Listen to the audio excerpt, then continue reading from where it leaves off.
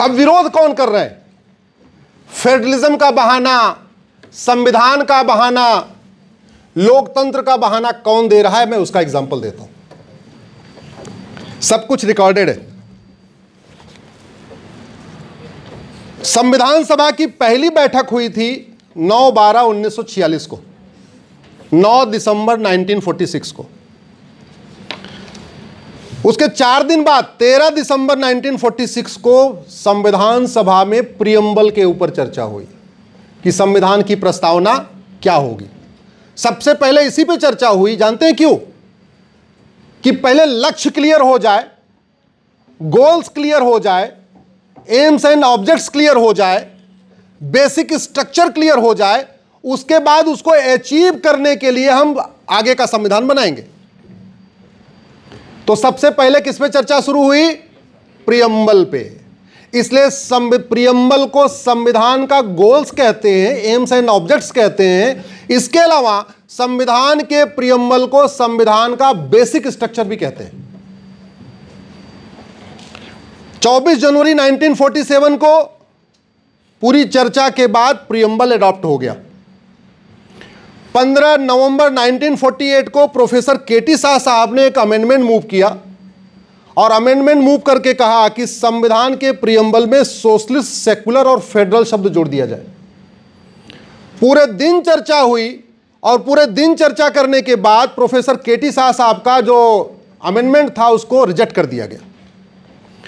3 दिसंबर 1948 को प्रोफेसर केटी शाह साहब ने फिर एक एफर्ट किया। बोला अच्छा एक काम करो, 3 शब्द नहीं जोड़ना चाहते तो नहीं जोड़ना चाहते, एक शब्द जोड़ दो, वो है सेकुलर।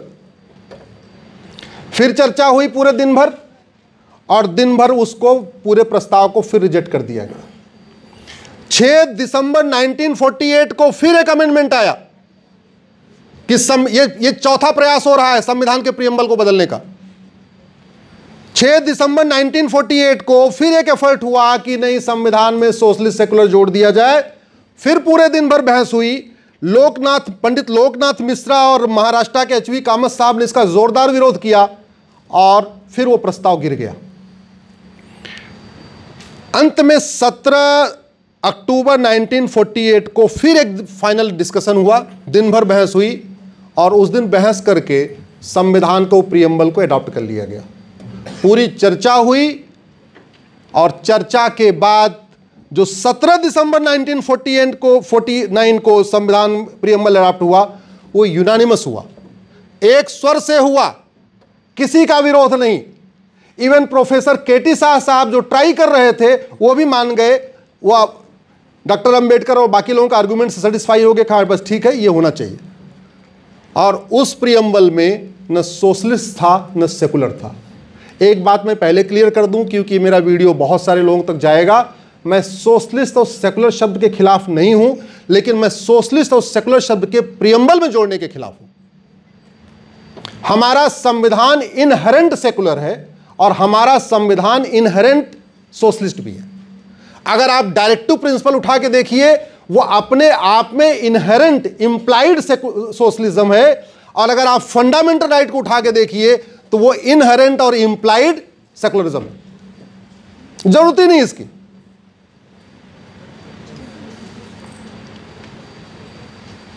सत्ताईस फरवरी 1967 को गोलकनाथ केस का बहुत लैंडमार्क जजमेंट आया। आपको लोगों ने गोलकनाथ केस पढ़ा भी होगा। ये आया था 27 फरवरी 1967 को। 18 मार्च 1971 को इंदिरा गांधी जी प्रधानमंत्री बनी और 5 नवंबर 71 को संविधान का 24वां संशोधन आया और गोलकनाथ केस को ओवरटर्न कर दिया। गोलकनाथ केस में क्या कहा था कि जो प्रियम्बल है ये बेसिक स्ट्रक्चर है, बेसिक स्ट्रक्चर को कोई सरकार छेड़छाड़ नहीं कर सकती। सरकार को और सारी अधिकार है, लेकिन जो बेसिक स्ट्रक्चर डॉक्ट्रिन है वो सरकार बदल नहीं पाएगी। ये गोलकनाथ केस का रेशियो है, मतलब शॉर्ट में बहुत बड़ा जजमेंट है वो तो। लेकिन उसको फैसला उन्होंने 5 नवंबर 1971 को इंदिरा गांधी जी ने 24वां संविधान संशोधन लाके रिजेक्ट कर दिया।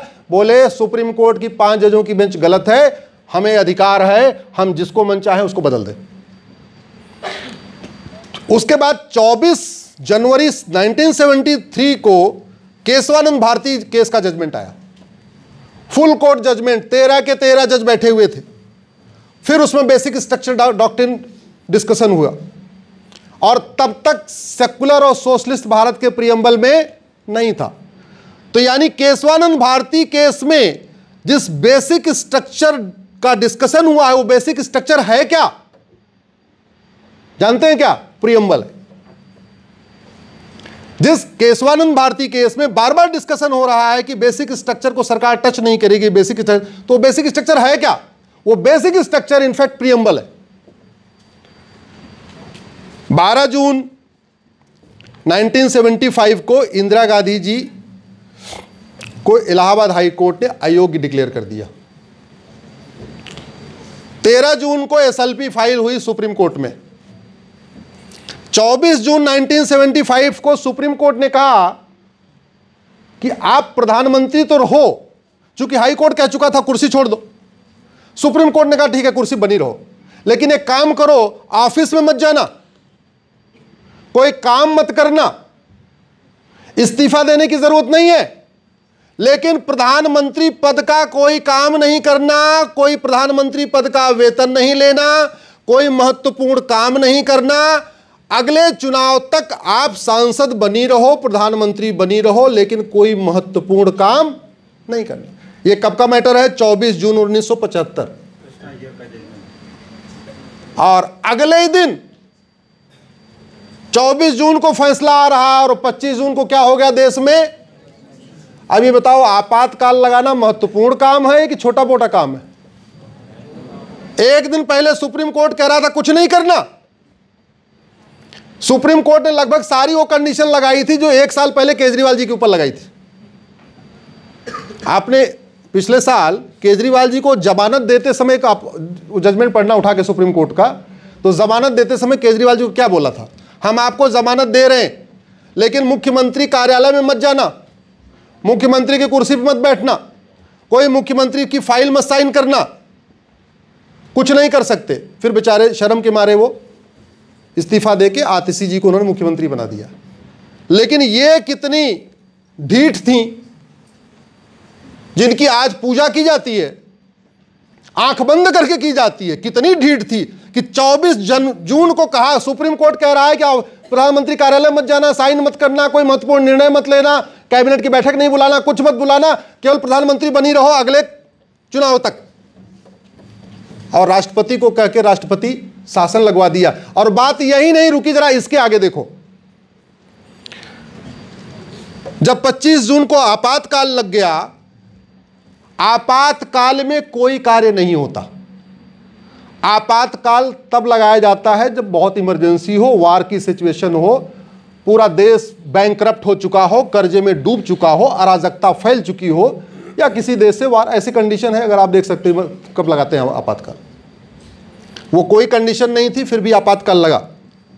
और 1/8 यानी 1 अगस्त 1975 को 38वां संविधान संशोधन किया गया। इमरजेंसी लग चुकी है, इमरजेंसी में कोई काम नहीं होना है, और 38वां संविधान संशोधन करके यह कह दिया कि कोर्ट आपातकाल की समीक्षा ही नहीं कर सकती। मतलब खुद ही इमरजेंसी लगाया, गलत तरीके से लगाया। पीआईएल फाइल हो चुकी थी कोर्ट में, इसलिए 38वां संविधान संशोधन किया कि कोर्ट हमारे द्वारा गलत तरीके से लगाए गए आपातकाल की समीक्षा नहीं कर सकती। यही नहीं रुकी, 10 अगस्त 1 अगस्त को यह किया, 9 दिन बाद 10 अगस्त को 29वां संविधान संशोधन किया। और 29वें संविधान संशोधन में कह दिया कि प्रधानमंत्री पे इलेक्शन पिटीशन फाइल ही नहीं हो सकती है। जो हाई कोर्ट वाला ओरिजिनल फैसला था उसको ही पलट दिया। यही नहीं रुकी, 18 मार्च 1976 को लोकसभा का टेन्योर पूरा हो गया। ध्यान रखिए आप, इमरजेंसी लग चुकी थी, वैसे भी कोई काम नहीं करना था, लेकिन 18 मार्च को तो लोकसभा का टेन्योर भी पूरा हो गया। लोकसभा का टेन्योर कितने साल का होता है? लोकसभा को विल ऑफ द पीपल कहते हैं, राज्यसभा को विल ऑफ द पीपल नहीं कहते, क्योंकि लोग डायरेक्टली इलेक्टेड नहीं होते हैं। इसलिए लोकसभा को क्या कहते हैं? Will of the people. तो 18 मार्च को 1976 को विल ऑफ द पीपल भी खत्म हो गई, लोकसभा का टेन्योर भी खत्म हो गया। और 28 अप्रैल 76 को जस्टिस HR खन्ना ने एडीएम जबलपुर का फैसला दिया। उसके बाद फिर उन्होंने, लोकसभा नहीं है, 27 सितंबर 1976 को फिर संविधान में संशोधन करके शेड्यूल 9 चेंज कर दिया। 7 सितंबर 1976 को 41वां संविधान संशोधन कर दिया और 2 नवंबर 76 को संविधान का बेसिक स्ट्रक्चर ही बदल दिया, प्रियम्बल ही बदल दिया। विल ऑफ द पीपल कब खत्म हुई थी? मार्च में, 18 मार्च 76 को लोकसभा का टेन्योर खत्म और संविधान में संशोधन 42वां कब हो रहा है? 2 नवंबर 1976 को।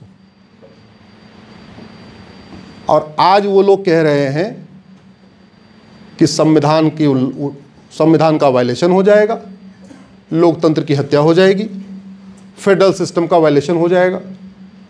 वो इसलिए कह रहे हैं क्योंकि उनको पता है कि ऐसे विषय लोगों को नहीं पता।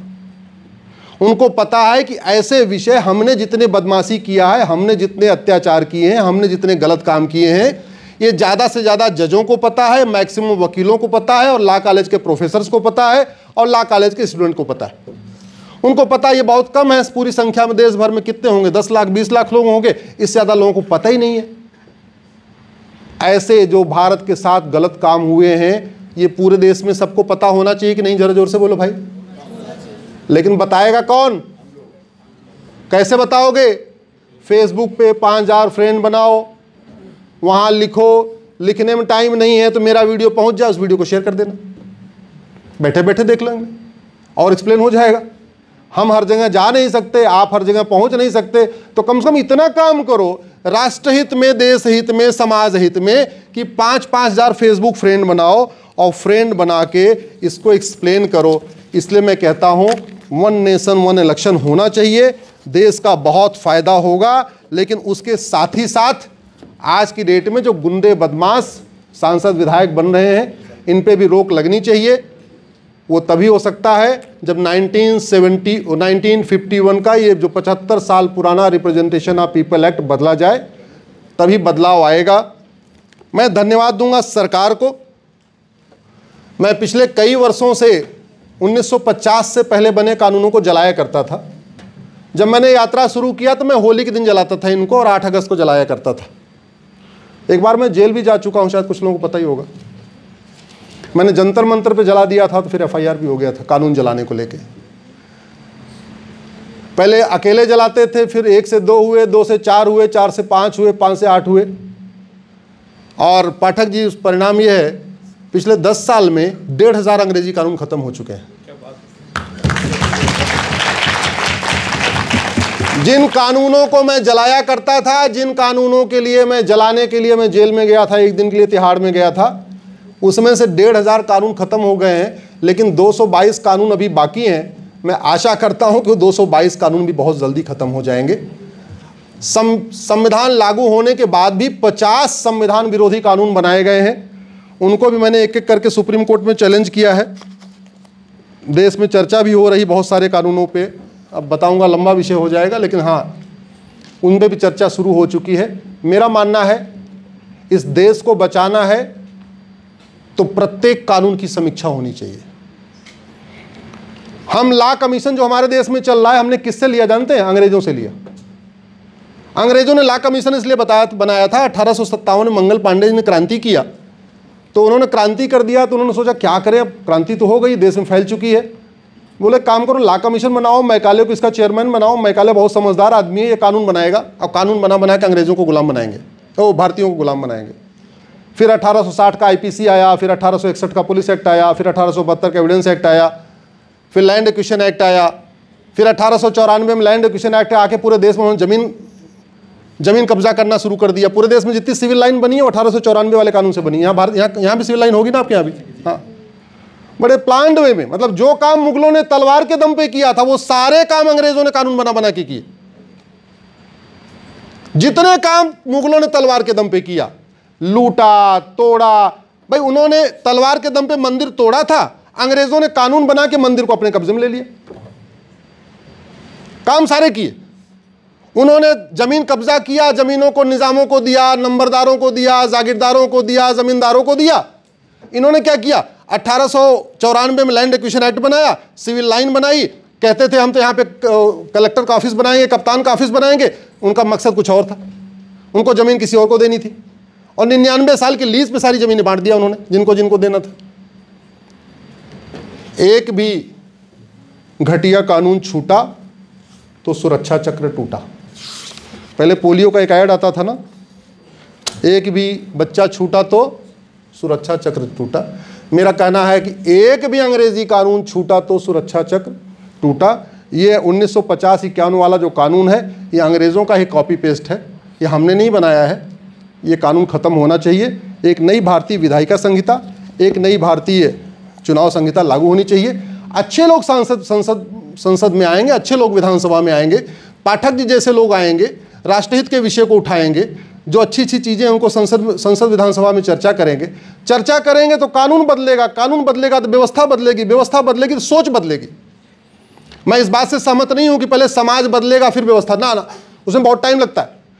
कानून बदलो, व्यवस्था बदलेगी, व्यवस्था बदलो, सोच बदलेगी, और यह काम बहुत रैपिडली होता है।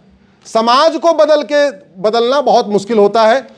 आप लोगों ने इतनी देर सुना, बहुत बहुत धन्यवाद। आपने बुलाया सर, आपको बहुत बहुत आभार, बहुत बहुत धन्यवाद, बहुत बहुत आभार।